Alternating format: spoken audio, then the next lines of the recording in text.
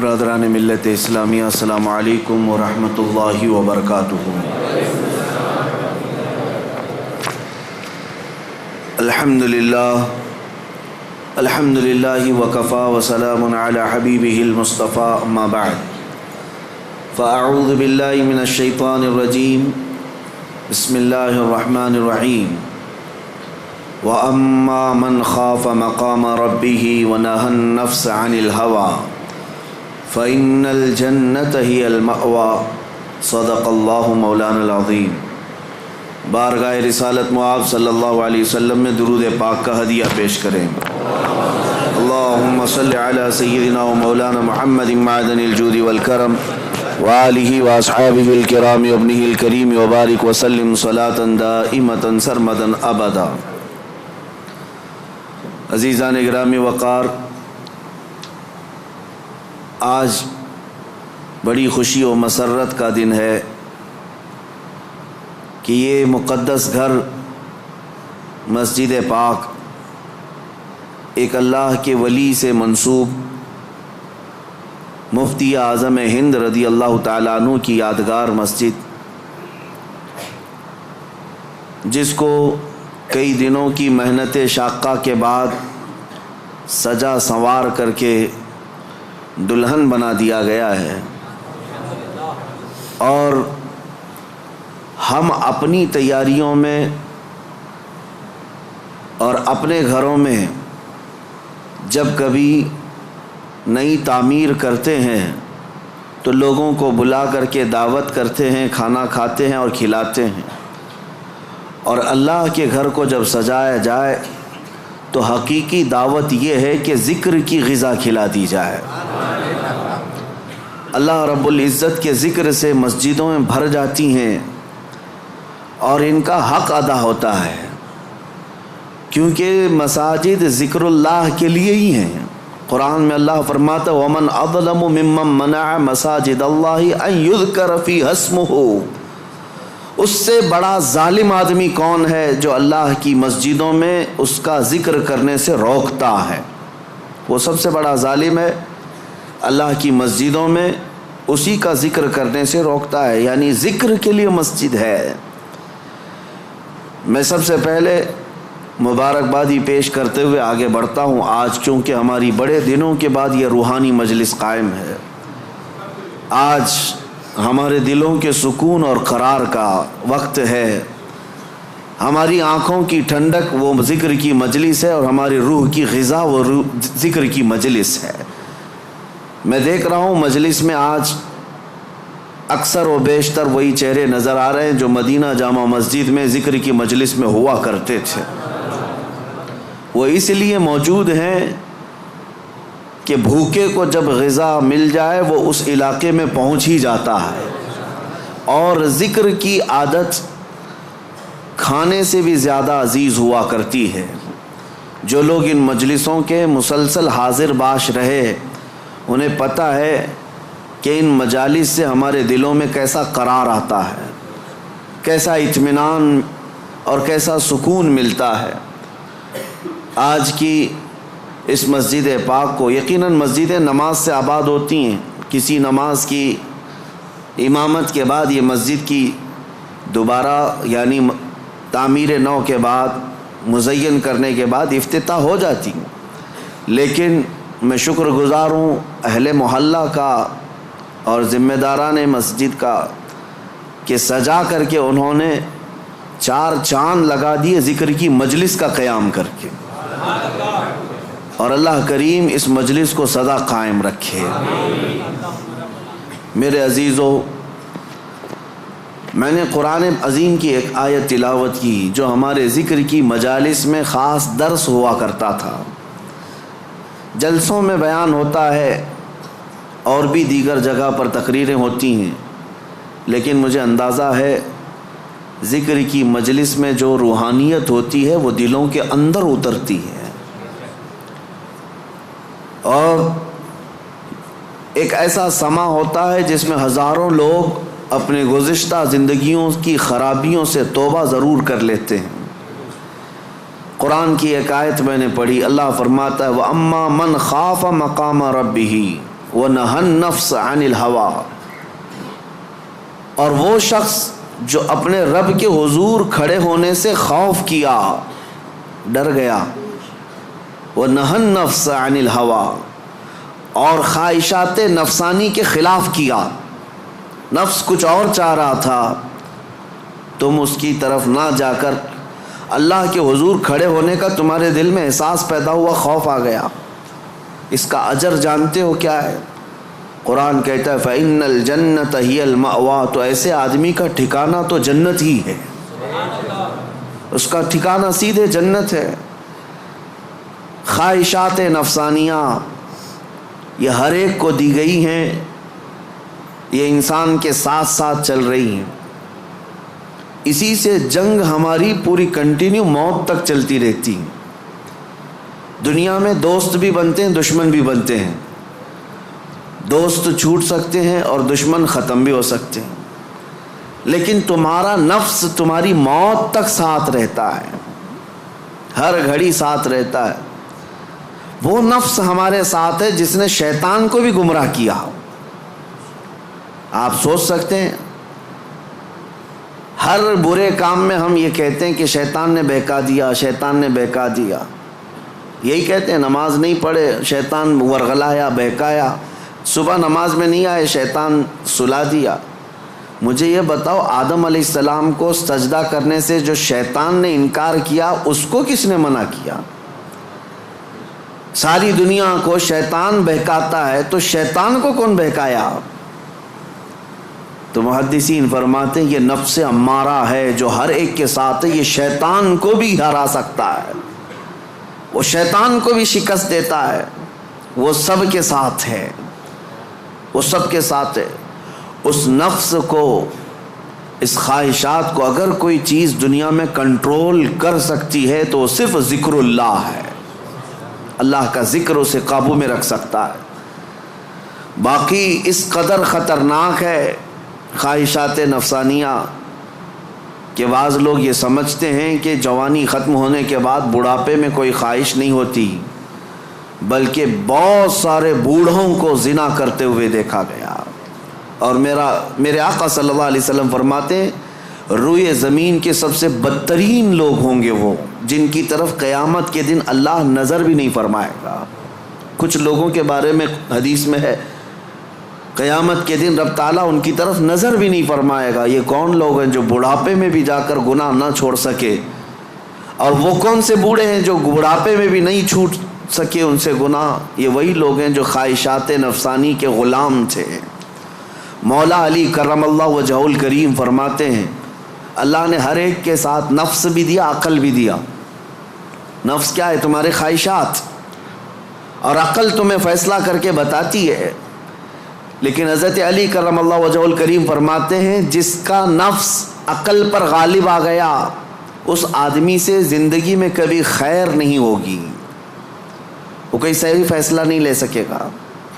جس کا نفس اس کی عقل پر غالب آ گیا، اور جس نے اپنے نفس کو ہرا دیا، شکست دیا، تو اس کی عقل اتنی پاورفل ہوتی ہے کہ وہ ہزاروں کو زیر و زبر کر سکتا ہے اور دنیا کے بڑے فیصلے لے سکتا ہے۔ جس نے اپنے نفس کو کنٹرول میں رکھا، اپنے خواہشات کو اپنے تابع رکھا، خود اس کا غلام نہیں بنا۔ میرے عزیزو، قرآن کی ایک آیت میں آپ کو بتاتا ہوں، کتنا بڑا لفظ اللہ تعالیٰ نے قرآن میں فرمایا، توجہ کتنا بڑا لفظ ہے یہ، ارأیت من اتخذ الہہ ہوا، اے محبوب کیا آپ نے نہیں دیکھا کچھ لوگ ایسے ہیں جنہوں نے اپنی خواہشات کو اپنا خدا بنا لیا۔ معبود، الہ کا مطلب ہے معبود، جس کی عبادت کی جائے اس کو کیا کہتے ہیں؟ معبود۔ اور قرآن کہتا ہے کچھ لوگ ایسے ہیں جنہوں نے اپنے نفس کو، اپنی خواہشات کو اپنا معبود بنا لیا۔ یہ قرآن کی آیت ہے، 2 جگہ آئی ہے۔ اب اتنا بڑا لفظ نفس کے لیے اللہ فرما رہا ہے کہ کئی لوگوں نے اس کو بت بنا لیا، اپنا معبود بنا لیا۔ کیوں؟ اس لیے کہ یہ وہی کرتے ہیں جو ان کا نفس چاہتا ہے، تو گویا کہ اس کی عبادت کر رہے ہیں، خواہشات کی پیروی کر رہے ہیں۔ نفس صبح اٹھا گناہ کی طرف کھینچا، آپ چل پڑے گویا کہ اس کی عبادت میں لگے ہوئے ہیں۔ کبھی تو اسے شکست دو، کبھی تو اسے ہراؤ۔ رات کے وقت گناہوں کے اڈوں پر جانے کی جیسی خواہش ہوتی ہے، کیا اپنے آپ کو مارتے ہو؟ میں تمہیں بتاؤں، خواہشات تو بہت دور کی بات ہے، گناہوں کی خواہشات بہت دور کی بات ہے۔ سیدنا ابو بکر شبلی رحمۃ اللہ تعالی علیہ سلسلہ قادریہ کے بڑے مشہور بزرگ ہیں، جن کے نام سے ہم شجرے میں پڑھتے ہیں، بہر شبلی شیر حق دنیا کے کتوں سے بچا۔ وہ حضرت ابو بکر شبلی جب رات کے وقت عبادت کے لیے آتے تھے تو اپنی آنکھوں میں نمک کا سرما لگاتے تھے۔ کیوں؟ صرف اس لیے کہ نیند اگر آئی تو گویا کہ میں اپنی خواہش کا غلام ہو گیا، اپنے رب کا نہیں۔ عبادت اس کی ہو رہی ہے اور میں خواہش کے پیچھے چل رہا ہوں، حالانکہ نیند جو ہے یہ فطری چیز ہے، کسی کو کہیں پہ بھی آ جاتی ہے۔ اولیاء کاملین تو اس سے بھی اپنے آپ کو بچاتے تھے کہ وہ آنکھوں میں نمک پھیر لیتے تھے جس سے آنکھوں میں خون نکل آتا تھا۔ لوگ کہتے بھی تھے تو کہتے کہ اگر اللہ کی عبادت کے دوران اونگ آتی ہے، جھپکی آتی ہے، تو ان آنکھوں کی سزا یہی ہے کہ انہیں نمک لگا دیا جائے۔ اور حضرت شاہ مینا رحمۃ اللہ علیہ لکھنؤ میں آرام فرما ہے، حضرت شاہ مینا، ان کا حال تو یہ تھا کہ جب رات کو عبادت کے لیے کھڑے ہوتے تو ایک اونچی دیوار پر وہاں کھڑے ہو کر نماز پڑھتے، ادھر بھی کھائی ہے ادھر بھی کھائی ہے، کھڑے رہتے۔ لوگ کہتے کہ نماز پڑھنے کے لیے اتنی جگہ ہے، اس دیوار پر کیوں جا کر نماز پڑھتے ہیں؟ حضرت شاہ مینا فرماتے تاکہ میں ہمیشہ اللہ کی عبادت میں مصروف رہوں، اگر نیند آئی تو میرا جسم دیوار سے نیچے آ سکتا ہے اور اس جسم کو وہی سزا ملنی چاہیے جو اپنے رب سے غافل ہوتا ہو۔ نفس کے خلاف وہ اولیاء جنگ کرتے رہے، لڑتے رہے۔ سب سے بڑی خطرناک چیز آج ہمارے ساتھ جو چل رہی وہ ہمارے خواہشات ہیں، اور میرے آقا صلی اللہ علیہ وسلم ارشاد فرماتے ہیں لا یؤمن احدکم حتی یکون ہواہ تبعا لما جئت بہ، تم میں سے اس وقت تک کوئی مومن نہیں ہو سکتا جب تک اپنی خواہشات کو میری مرضی کے حوالے نہیں کرے گا۔ تم ویسا جب تک نہیں کرو گے جیسا رسول اللہ چاہیں تب تک تم مومن نہیں ہو۔ تم وہ کرتے ہو جیسا تم چاہتے ہو، تمہاری مرضی، تمہاری خوشی، تمہیں جو اچھا لگا وہ کرنے لگے۔ یہ مومن کامل کی علامت نہیں۔ مومن کامل وہ ہے جو اپنی زندگی میں وہ کرے جو رسول پسند کرے، ان کی مرضی کے مطابق۔ میرے عزیزو، خواہشات یہ لامتناہی سلسلہ ہے، نہ ختم ہونے والا سلسلہ ہے۔ کسی بھی خواہش کا کوئی اینڈ نہیں ہے، کر کے دیکھ لو۔ تمہیں اگر دولت کی خواہش پریشان کرتی ہے تو کماؤ کماؤ کماؤ، کہاں تک جاؤ گے؟ کبھی بھی پیٹ نہیں بھر سکتا۔ نبی پاک صلی اللہ علیہ وسلم ارشاد فرماتے ہیں قبر کی مٹی ہی اس کا پیٹ بھر سکتی ہے۔ کسی بھی خواہش کا اینڈ نہیں ہے دنیا میں۔ جو خواہشات ہیں،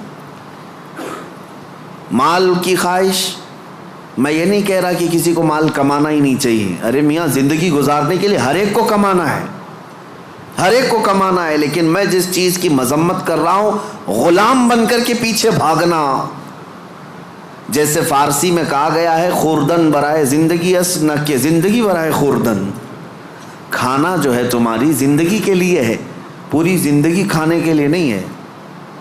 فرق دونوں میں سمجھ رہے آپ؟ مال تمہاری زندگی گزارنے کے لیے ضروری ہے، لیکن پوری زندگی مال کے لیے نہیں ہے۔ لیکن خواہشات کبھی ختم نہیں ہوتی۔ شہوت کی خواہشات، نفس جیسے جنسی عمل کے ذریعے سے اپنے جسم کو سکون پہنچانے کی کوشش کرتا ہے، وہ خواہشات بھی کبھی ختم نہیں ہوتی، کبھی ختم نہیں ہوتی۔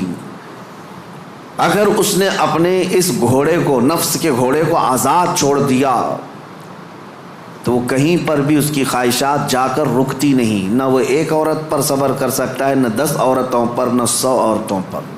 اگر اس نے اپنے خواہشات کے اس گھوڑے کی لگام نہیں پکڑی تو کہیں اینڈ نہیں ہے اس کا، کہیں اینڈ نہیں ہے۔ مرنے کے وقت بھی یہ خواہشات اسے گناہ کی طرف لے جا سکتی ہیں۔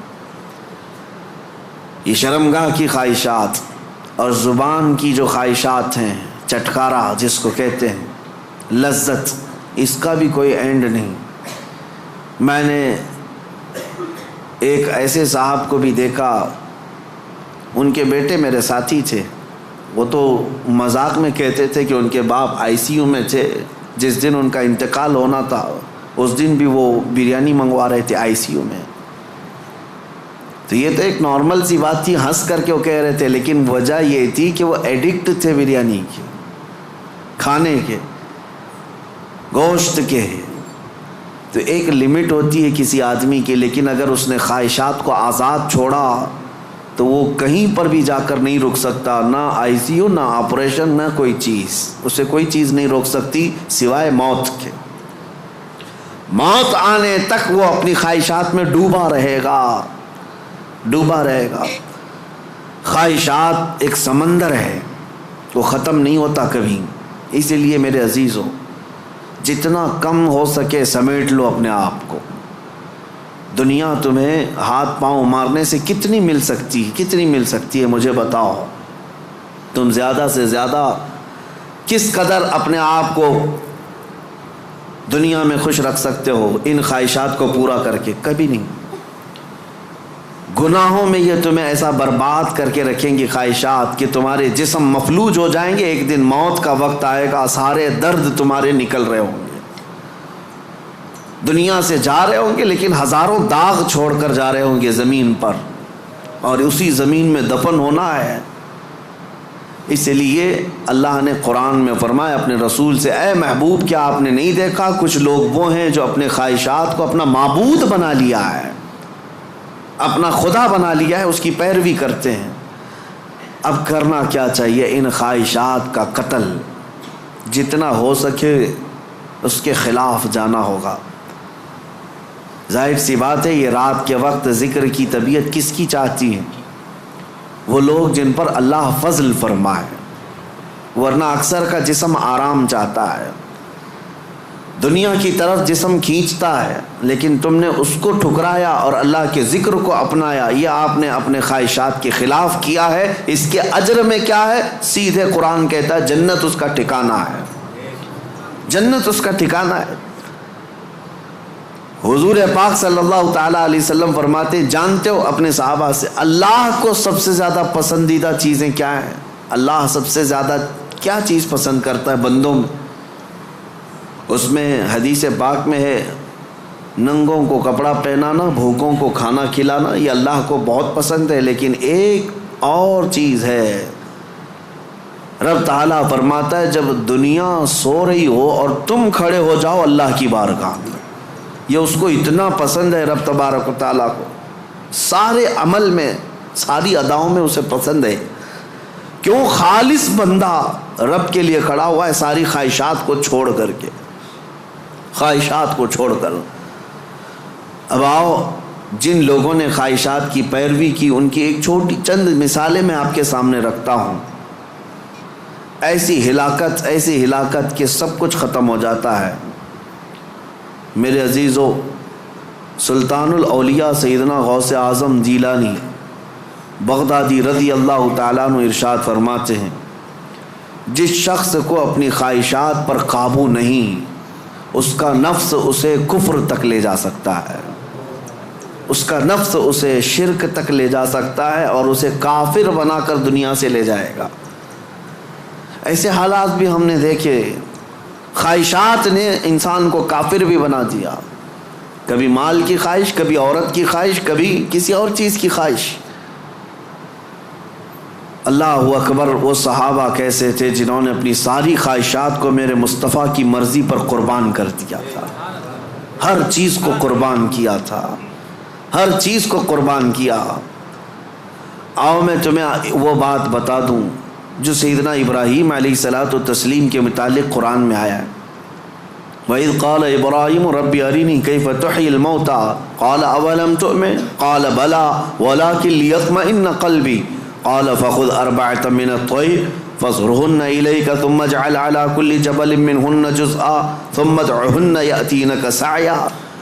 قرآن کہتا ہے ابراہیم علیہ السلام نے ایک بار اللہ کی بارگاہ میں ذکر کیا کہ مولا تو مرے ہوئے لوگوں کو دوبارہ کیسے زندہ کرتا ہے؟ اللہ نے پوچھا کیا ابراہیم تمہیں اس بات پر یقین نہیں ہے؟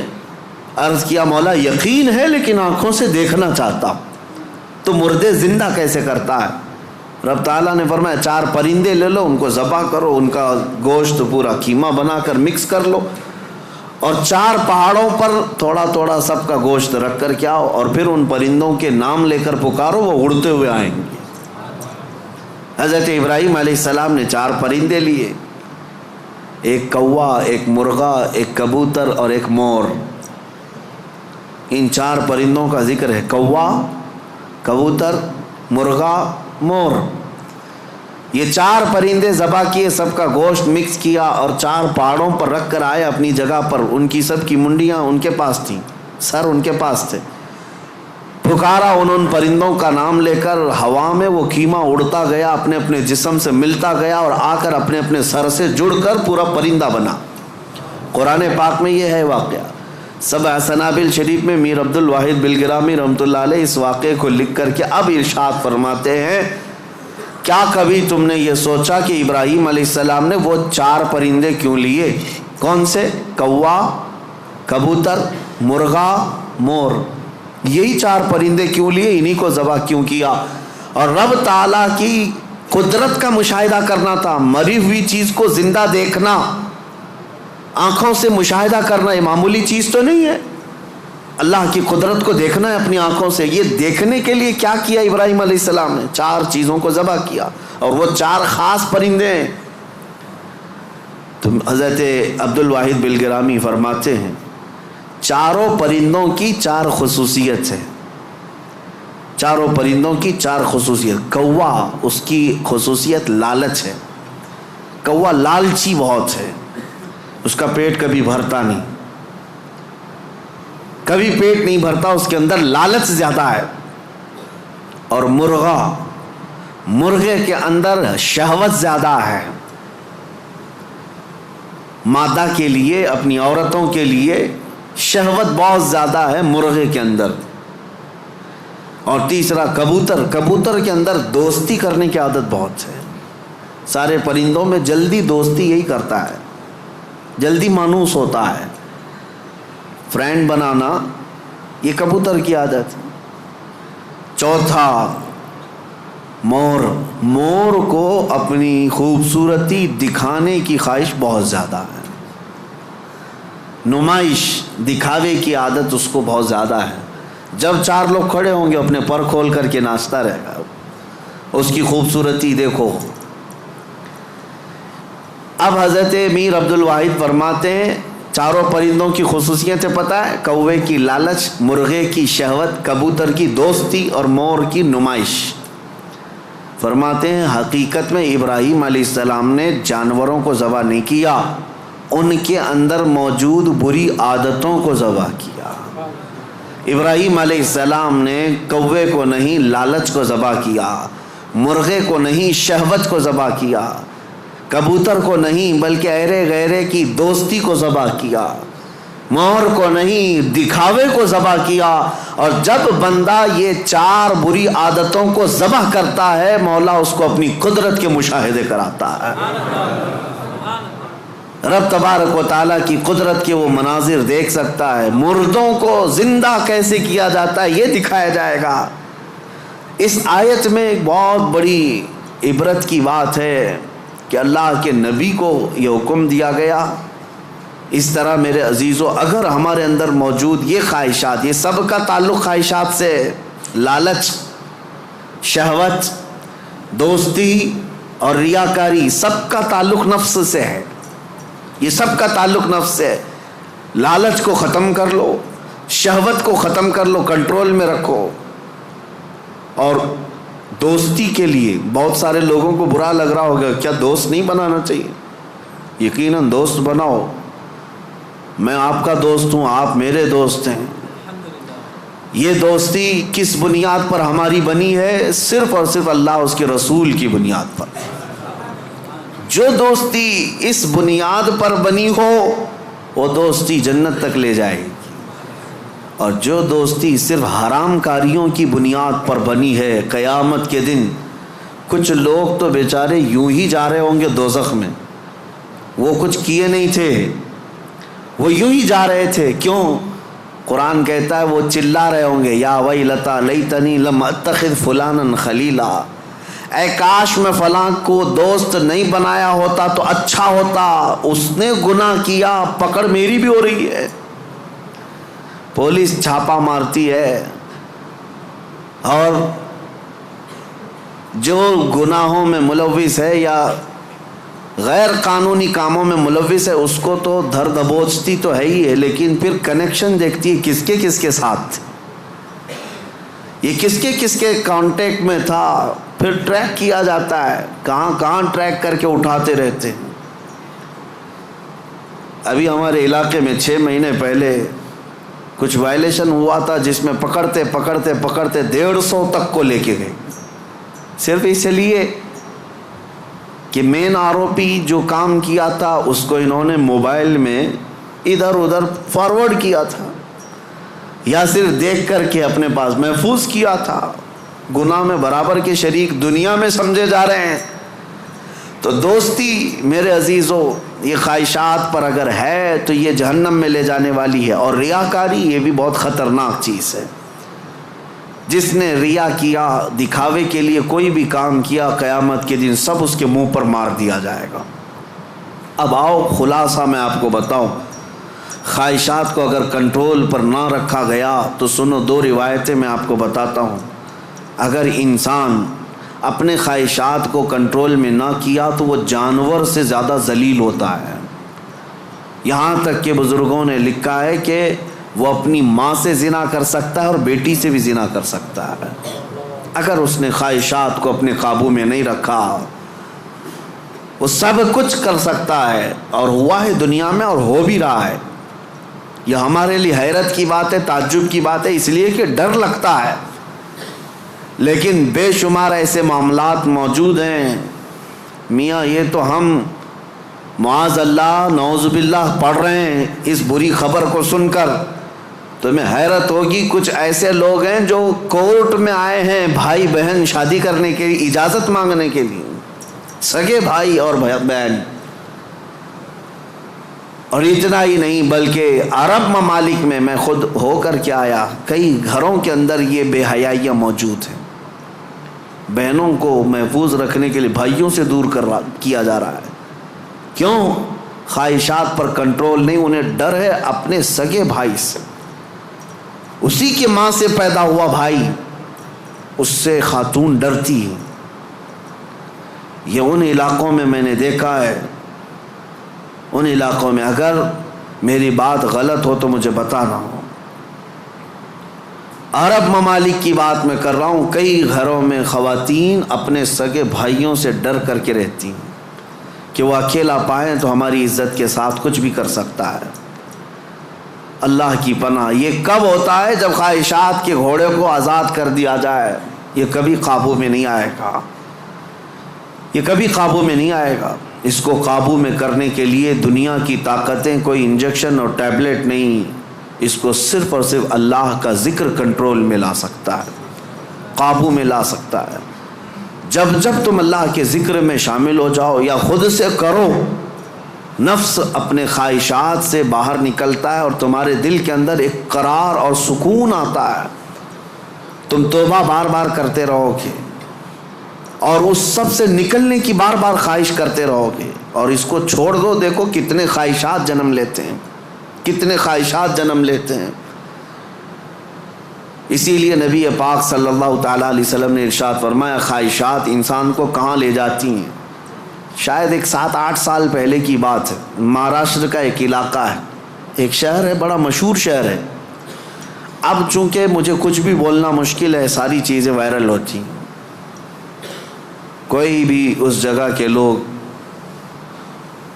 اس کو غلط انداز میں نہ محسوس کریں. پہلے میں ہر چیز آپ کے سامنے ظاہر کرتا بولتا تھا. ایک شہر ہے، میں نے باضابطہ وہاں کی رپورٹ دیکھی تھی، آج بھی میرے ذہن میں وہ گونجتی ہے. 4 عورتیں، مسلمان عورتیں تھیں، قبرستان میں رات کے وقت جایا کرتی تھی. یہ بات تو لوگوں کو معلوم ہونے لگی. بعد میں کچھ لوگوں نے ان کا پیچھا کیا کہ آخر یہ کیوں جا رہی ہیں. تو ایک دن کچھ لوگوں نے جا کر کے دیکھا تو قبر کو کھود کر کے اس کے اندر اترتی ہیں اور پورے کپڑے اتارتی ہیں، ننگی ہو کر اپنا پخانہ ایک دوسرے کا کھاتی ہیں. نعوذ باللہ من ذالک. یہ کتنا گھناؤنا عمل ہے، بولنے میں 1000 بار شرم آئے. کیوں؟ یہ پکڑا گیا اور پوچھا گیا آخر کوئی جانور بھی تو نہیں کرتا ایسا. تو پکڑ کر کے تفتیش کرنے کے بعد پتہ چلا کہ ان کی خواہش تھی کہ وہ سفلی عمل پر قبضہ حاصل کر لیں، سفلی عمل پر، جادو پر کنٹرول حاصل کرنے کے لیے وہ چاہتی ہیں کہ یہ عمل کیا جائے.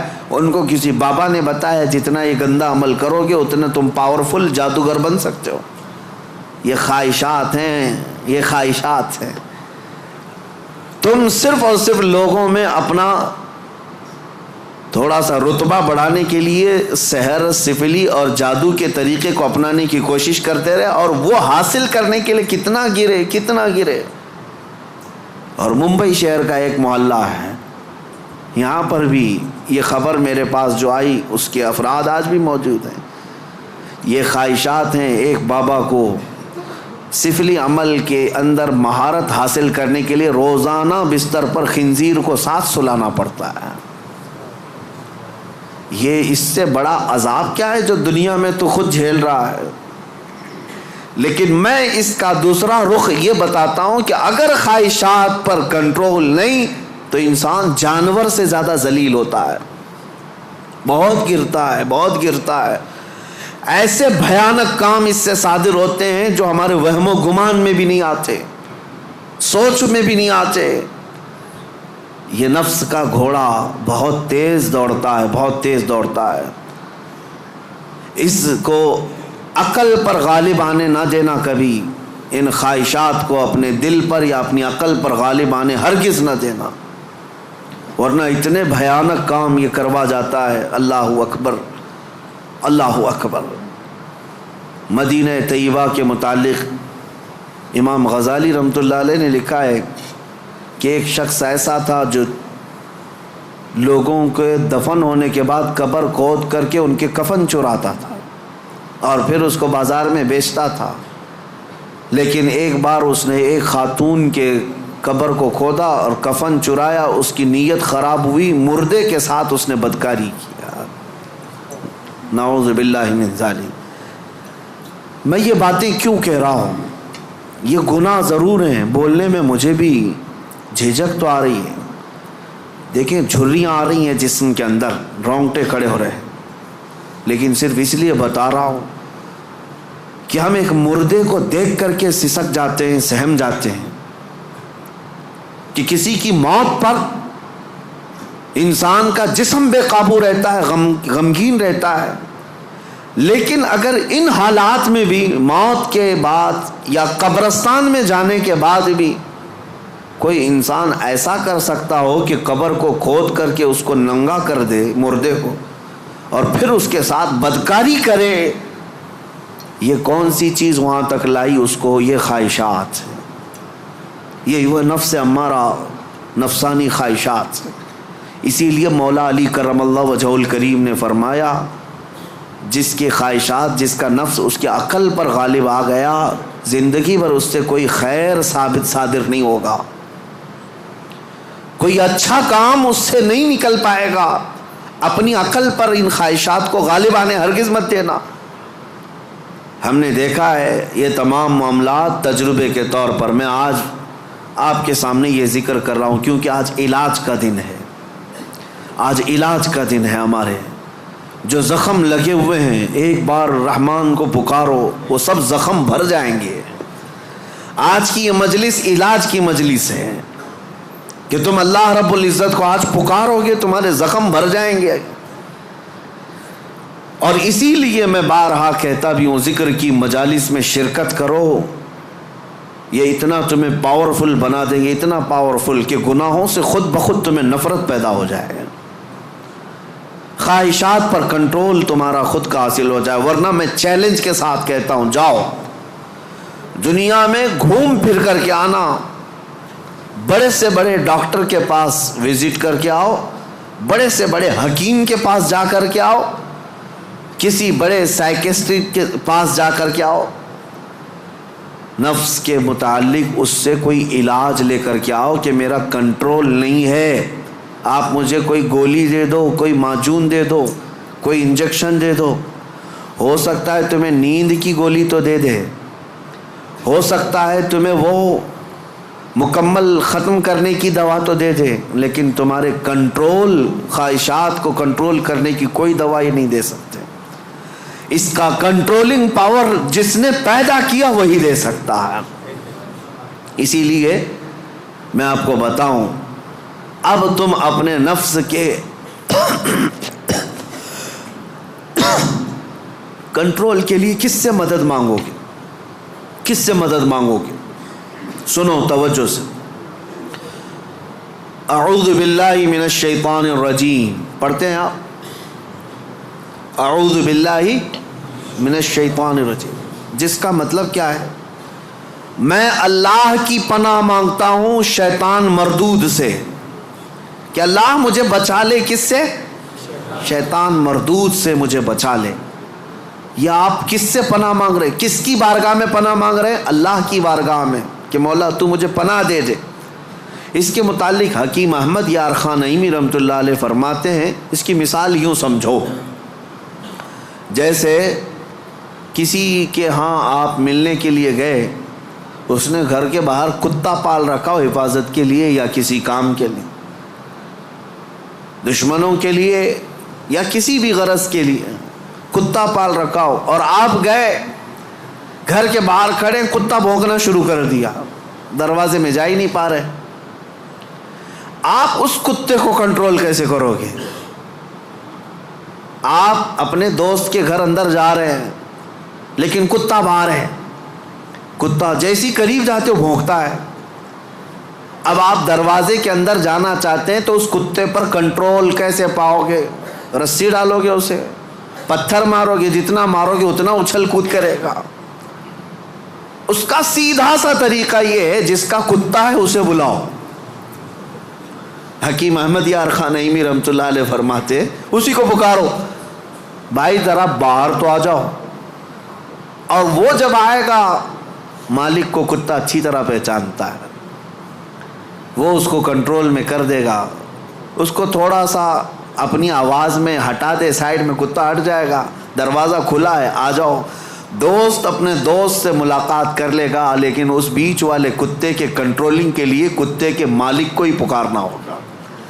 اسی لیے حکیم احمد یار خان نعیمی رحمۃ اللہ علیہ فرماتے ہیں نفس ایک کتا ہے جو تمہیں تمہارے رب کے دروازے پر جانے سے پہلے بھونکتا ہے, دروازے میں کھڑا ہو جاتا ہے, نہیں جانا مسجد, نہیں جانا اس ذکر پر, نہیں جانا ان محافل میں. اس کتے پر کنٹرولنگ کیسے حاصل ہوگا؟ فرمایا گیا اسی لیے تم اس کتے کے مالک رب ذوالجلال کو ہی پکارو.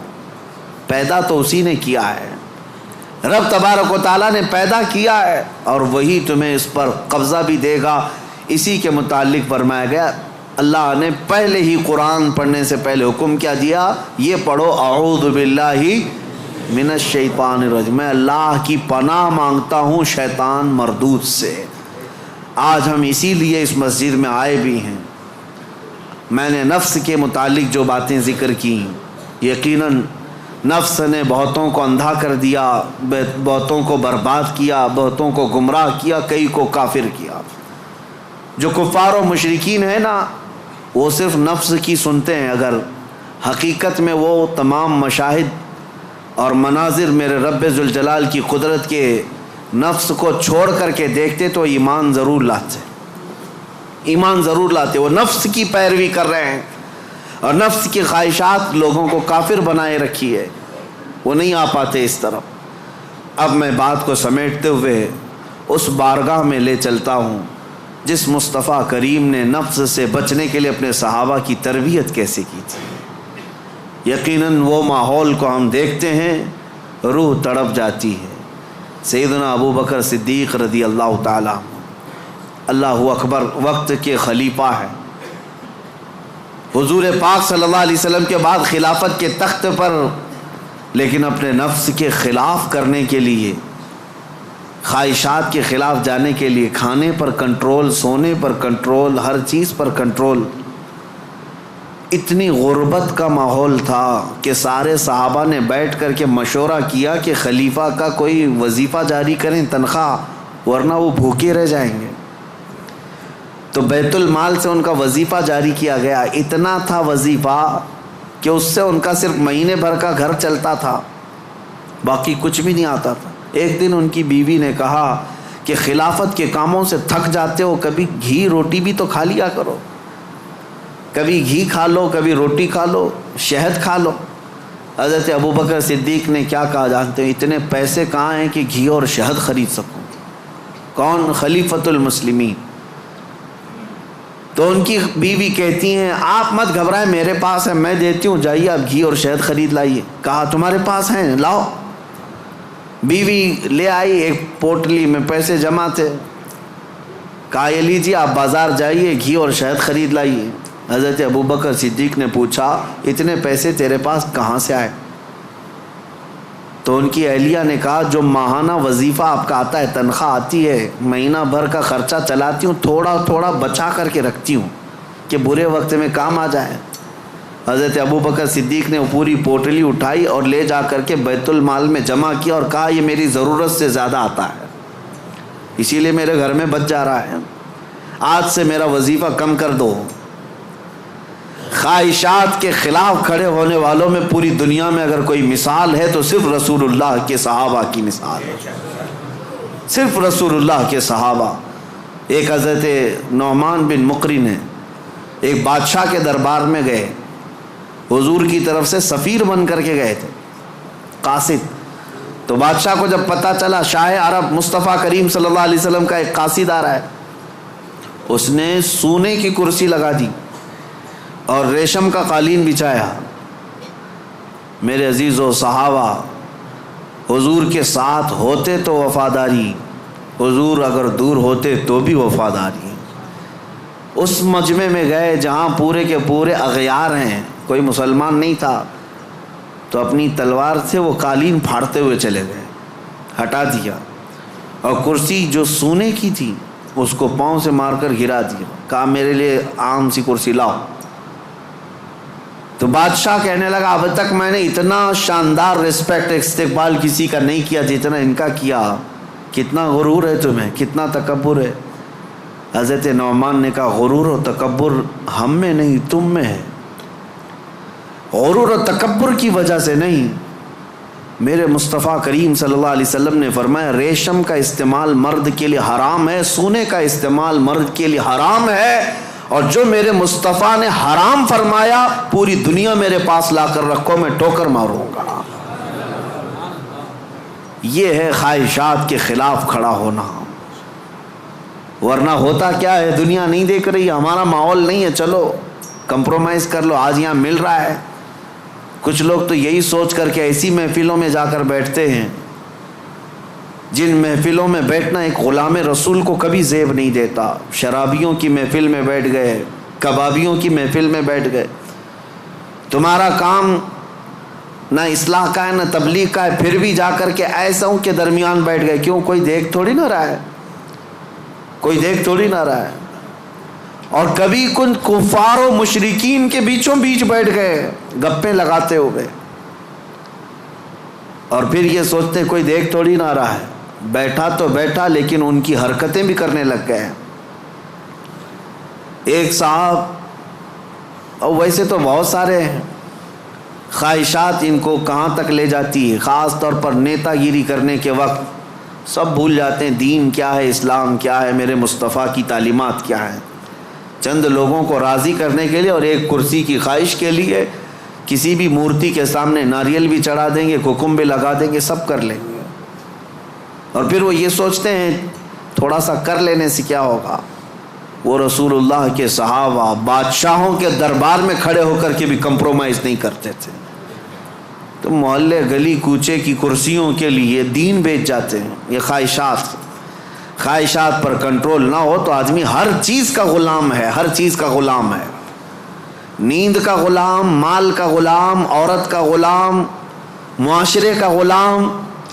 یہ ساری حرکتیں جو آج نوجوان کرتے ہیں غلام ہیں, یہ غلام ہے. بہت سارے کام اس لیے کرتے ہیں کہ نہیں لوگ کیا بولیں گے. تم لوگوں کے غلام ہو, لوگوں کی خواہشات کے مطابق جینا چاہتے ہو, اس لیے تو بہت ساری چیزیں تمہارے آڑے آ جاتی ہیں. میں داڑھی رکھ لوں گا لوگ کیا بولیں گے, ٹوپی پہنوں گا لوگ کیا بولیں گے, میں علماء کے ساتھ بیٹھوں گا لوگ کیا بولیں گے, لوگ کیا بولیں گے. تم لوگوں کے لیے جی رہے ہو, غلام ہو. کئی ایسے ہیں جن کی غلامی کبھی ختم نہیں ہوتی. تم اللہ اس کے رسول کے لیے جیو. ان خواہشات سے باہر نکل آؤ, ان خواہشات سے باہر نکل آؤ. عزیزان گرامی وقار, ان خواہشات کو ختم کرنے کے لیے اگر کوئی سب سے پاورفل علاج ہے تو وہی میں نے کہا اللہ کا ذکر ہے. اللہ کا ذکر. قرآن کہتا الا بذکر اللہ تطمئن القلوب. آگاہ ہو جاؤ, اللہ کے ذکر سے دلوں کو سکون ملتا ہے. یہ میرا رب قرآن میں فرماتا ہے, اللہ کے ذکر سے دلوں کو سکون ملتا ہے. عزیزان گرامی وقار, زیادہ دنوں تک اپنے دل کو آوارہ مت رکھو, اپنے جسم کو آوارہ مت رکھو. مسجدوں میں آ جایا کرو. جمعہ میں بھی اس وقت تم پہنچتے ہو جب رکعت باندھ رہے ہوتے امام, تھوڑی دیر پہلے آ جایا کرو مسجدوں میں. خطبہ عربی میں سنتے ہیں تو دل پر وہ بات لگتی جاتی ہے, اگرچہ تمہیں سمجھ میں نہیں آتی لیکن میل دھلتا جاتا ہے. جمعہ میں بھی تاخیر سے آتے ہو اور پھر سلام پھیرنے کے بعد بھاگ جاتے ہو. تھوڑی دیر کھڑے ہو جاؤ, میرے مصطفیٰ کی بارگاہ میں سلام تو پیش کر لو. جب کھڑے ہو جاؤ گے سلام کے لیے, یقیناً رسول اللہ تمہیں تمہارے باپ کے نام سے پہچانتے ہیں. تمہاری طرف سے سلام آ رہا ہے تو کیا میرے مصطفیٰ جواب نہیں دیں گے؟ ادھر سے اگر جواب آیا تمہارے سلام کا تو یقیناً تمہارے دل کی صفائی ہے اس میں. ان محفلوں سے کب تک تم بھاگتے رہو گے؟ مسجدوں میں کبھی وقت سے پہلے آ جاؤ. حضور پاک صلی اللہ علیہ وسلم نے ایک چیز بیان فرمائی, وہ میں آپ کے سامنے رکھتا ہوں. منافق اور مومن کی پہچاننے کا طریقہ کیا ہے؟ حضور فرماتے ہیں منافق مسجد میں سب سے لیٹ آتا ہے اور سب سے جلدی بھاگتا ہے. مسجد میں سب سے تاخیر سے آتا ہے اور سب سے جلدی بھاگ جاتا ہے. اسی لیے مجھے ڈر لگتا ہے. آپ کو بھی خوف ہونا چاہیے کہ منافقوں کی فہرست میں ہمارا نام نہ آ جائے. دیکھتے رہتے ہیں ابھی ٹائم ہے, ابھی ٹائم ہے, ابھی ٹائم ہے, لاسٹ مومنٹ پر پہنچیں گے اور پھر ادھر ختم ہوتے ہی بہت سب سے پہلے بھاگیں گے. حدیث پاک میں ہے منافق کی علامت ہے. اور پھر دوسری علامت منافق کی کیا ہے؟ حضور فرماتے ہیں بازار میں بہت جلدی جاتا ہے اور بہت دیر کے بعد بازار سے نکلتا ہے. کافی دیر تک شاپنگ مال میں وقت گزارے گا, اس کا دل لگتا ہے وہاں پر, مارکیٹ میں شاپنگ مال میں گھومتا رہے گا. بہت جلدی مارکیٹ میں جائے گا اور بہت دیر سے نکلے گا. میرے عزیزو, یہ منافق کی پہچان اور دل کالا ہونے کی علامت. اور مومن کی پہچان میرے آقا فرماتے ہیں مسجد میں جلدی آتا ہے اور دیر سے جاتا ہے. بازار میں صرف اپنے کام کے حد تک جاتا ہے اور فوراً وہاں سے بھاگ جاتا ہے. مومن کی پہچان ہے.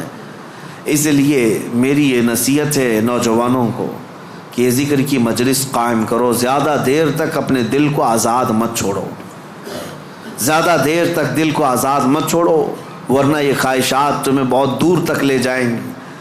دل بوجھل ہو جائے گا, دل سخت ہو جائے گا, دل کالا ہو جائے گا. دیکھنا زمانہ ہو گیا آنکھیں روتی نہیں آج اللہ کی یاد میں. رب تبارک و تعالیٰ کی یاد میں روتے ہو کبھی؟ دل سخت ہو گیا ہے. حضور پاک صلی اللہ علیہ وسلم کی جدائی اور ان کی دوری کبھی تمہیں رلاتی ہے؟ موت آنے والی ہے, کیا وہ قبر کی سختیاں اور اس کی تنہائیاں تمہیں کبھی رلاتی ہیں؟ سوچ کے روتے ہو کہ کیا ہوگا میری قبر میں, جب مجھے ٹائٹ باندھ کر کے لوگ چھوڑ کر چلے جائیں گے کیا ہوگا میرے ساتھ؟ جب اوپر نظریں اٹھاؤں گا تو تختیاں بند نظر آئیں گی، گھٹن محسوس ہوگی قبر میں، کیا ہوگا؟ اس یاد سے کبھی آنکھیں روتی ہیں؟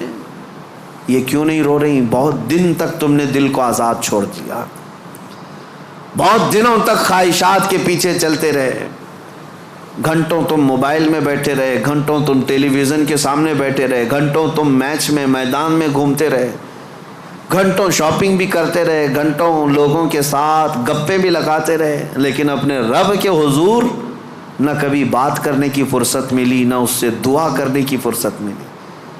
تمہیں پتہ ہے دنیا والے مانگنے سے ناراض ہوتے ہیں، اور حدیث پاک میں ہے اگر بندہ مسجد میں آیا اور اللہ کی بارگاہ میں دعا نہ کر کے گیا، اللہ اس سے ناراض ہوتا ہے کہ مجھ سے مانگتا تک نہیں اب یہ بندہ، تمہارا مانگنا اسے پسند ہے پھر بھی تم مسجد میں نہیں ہو۔ یہ خواہشات ہیں جو تمہیں یہاں سے بھگا کر لے جاتی ہیں، تم گھنٹوں دنیا کے لیے گزار لیتے ہو۔ میرے عزیزوں بدل لو اس ذکر کی مجلس میں اللہ کی بارگاہ میں یہ دعا گو بھی ہوں کہ آج شاید اس سے قبل بھی یہاں پر ایک بار ذکر کی مجلس ہم سجائے تھے، بہت پہلے میں یہاں آیا تو ہوں، بیان ہوا ہے، ذکر کا مجھے یاد نہیں، اگر نہیں ہوئی تھی تو شاید یہ پہلی مجلس ہے، اور اللہ اس کو ہمیشہ قائم فرمائے۔ میں رہوں یا نہ رہوں، ذمہ داروں سے گزارش ہے کہ اس مجلس ذکر کو اس نیت سے قائم رکھو کہ ہزاروں دلوں کے سکون کا ذریعہ ہے، ہزاروں دلوں کے سکون کا ذریعہ ہے۔ میرے عزیزوں بڑے بڑے کروڑ پتی لوگ آج آشرم جاتے ہیں، 2 دن 3 دن کی چھٹیاں لے کر اپنے پنڈتوں کے چپلوں میں بیٹھتے ہیں، وہ یہ چاہتے ہیں کہ دنیا کی ہمہ ہمی سے نکل کر کے کسی آشرم میں بیٹھے۔ ان کے دلوں کا قرار اور سکون کہاں ہے؟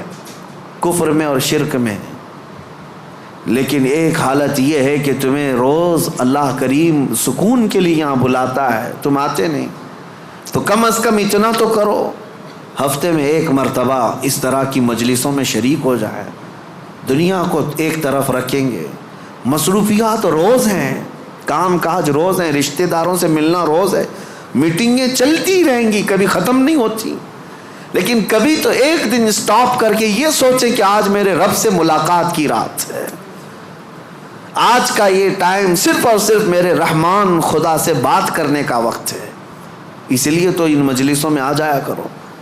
ایک وقت آئے گا کہ جب تمہاری آنکھوں میں نور اور دل میں سرور ضرور داخل ہوگا، اس طرف آپ توجہ ضرور دیں، ورنہ آزاد چھوڑے رہیں گے تو یہ آزاد گھوڑا ہر میدان میں دوڑائے گا، نفس کا گھوڑا ہر میدان میں دوڑائے گا۔ اس کو اتنا آزاد نہ رکھو، اس کو لگام دو، اور اس کے لگام کی رسی میرے مصطفیٰ کے قدموں میں ڈال کر رکھو کہ نفس کو اب جہاں جانا ہے۔ اب آپ سوچ سکتے ہیں رسول اللہ جو سید الانبیاء ہیں، سارے نبیوں کے سردار، وہ دعا کرتے تھے، کیا دعا کرتے تھے؟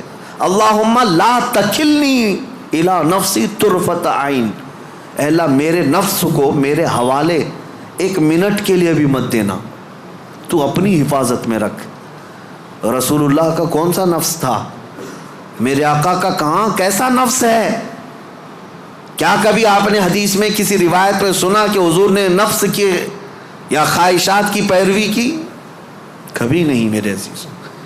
جو پتھر کا تکیہ رکھنے والے، چھال کے بستر پر سونے والے، پیٹ پر پتھر باندھنے والے رسول، کیا کبھی نفس کی غلامی کی؟ نہیں۔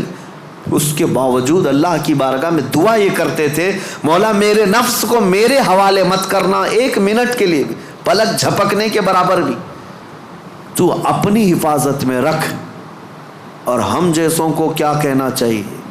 اگر ہم اپنے نفس کی حفاظت اللہ کے حوالے نہ کریں تب تو یہ اتنی تباہی مچائے گا، اتنی تباہی مچائے گا، سوچ بھی نہیں سکتے۔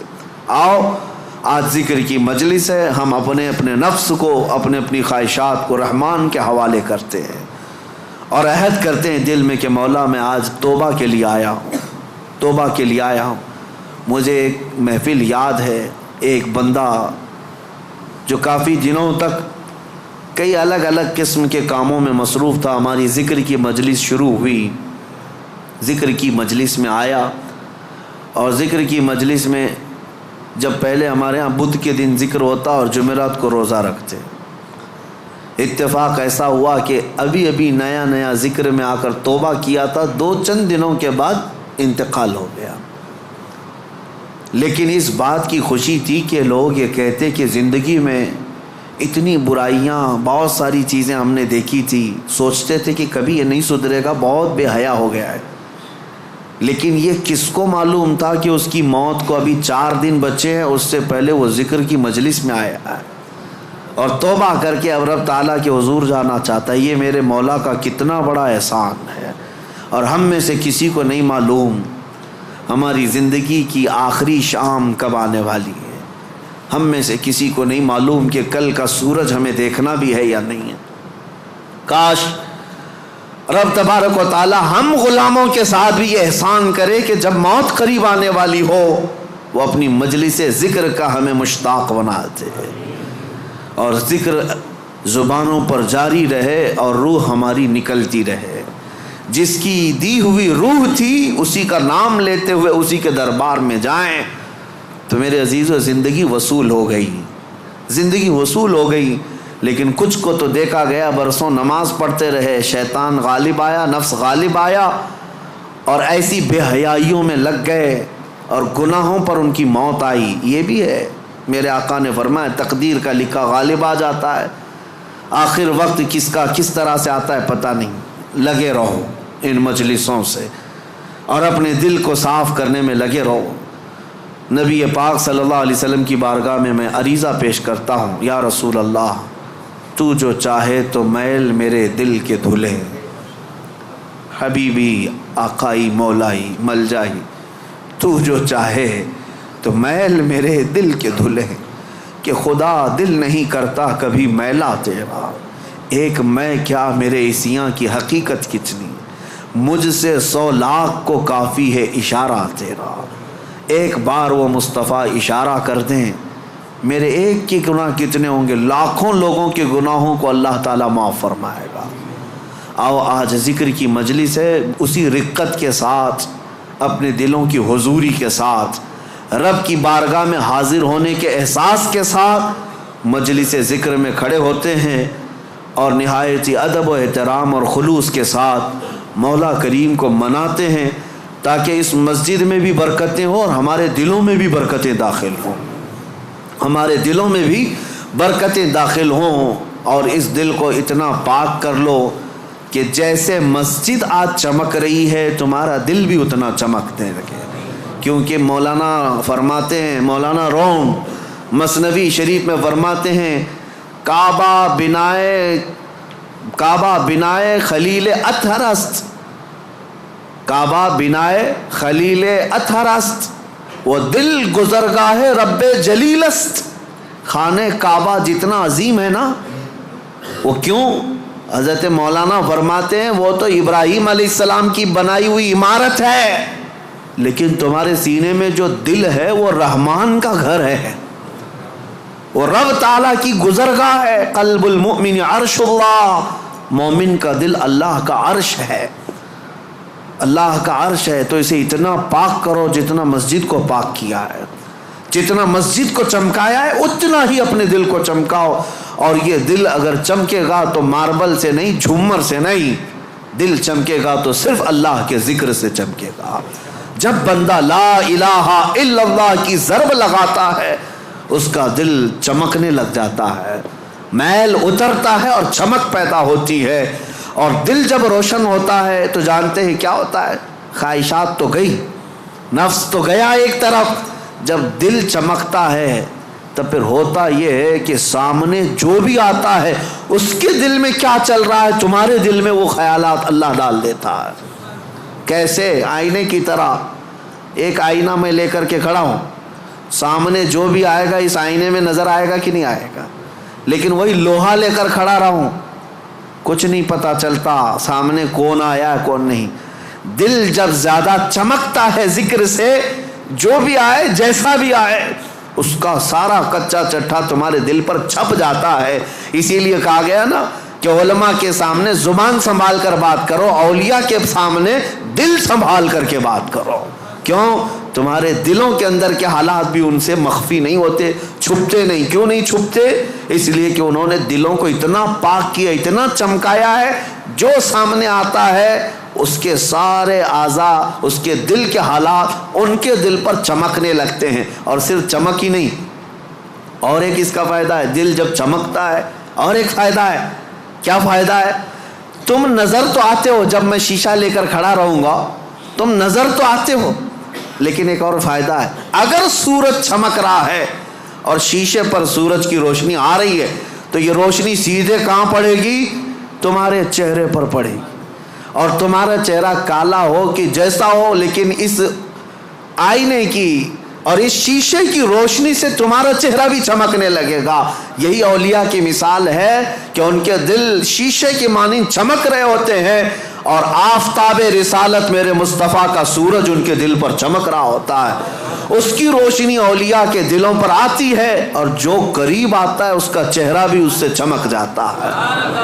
جو قریب آتا ہے اس کا دل بھی چمکتا ہے، چہرہ بھی چمکتا ہے۔ صحبت کا اثر اسی لیے زیادہ اثر کرتا ہے، ان لوگوں کی صحبت میں وقت گزارو جن کا دل چمکتا ہے۔ اور اخیر میں اب دل کے چمکانے کے لیے دعا اعلیٰ حضرت نے ہمیں یہی سکھائی، بارگاہ مصطفیٰ میں چمک تجھ سے پاتے ہیں سب پانے والے، میرا دل بھی چمکا دے چمکانے والے، برستا نہیں دیکھ کر ابر رحمت، بدوں پر بھی برسا دے برسانے والے۔ وآخر دعوانا الحمدللہ رب العالمین۔